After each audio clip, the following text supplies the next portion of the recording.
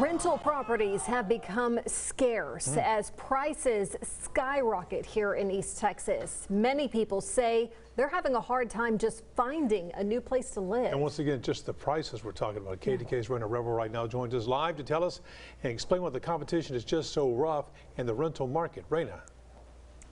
The minute you see an available rental property, if you don't act on it immediately, chances are you won't see it again. We usually hear about how the home buyer's market can be, but now the competition lies in the rental market. The rise in rental prices in East Texas are influenced by inflation and supply and demand. But since the pandemic hit, many people have hunkered down and plan to stay where they are at, influencing how many units are available in the area. It's hard to find something, and then you add all of the new jobs that are coming to town, the changeover with the hospitals. UT Tyler and TJC has been growing, so you have a lot of people coming here for work that are looking, so as soon as something comes available, they snatch it up. With many people in a hurry to find a new place, there are dangers to just throwing in an application without touring the property first. It's important to think about what's best for your wallet. Is it worth it to spend $45 or $90 or whatever it is on application fees to have a chance? So if the property's not worth it, I really discourage people from doing that. As you can see, the availability of rental properties in East Texas is scarce. Many have thought about going through private homeowners to rent.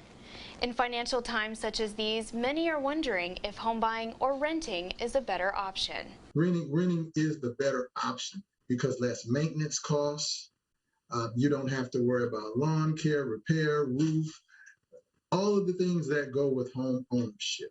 And you don't have to worry about any other type of miscellaneous expenses. With inflation affecting the home buying expenses as well, renting may be the best option. Dr. Needham shares a few things to be aware of when looking for a new home. To make sure any way possible that you have good credit. Because even to rent, you need a certain proportion of good credit.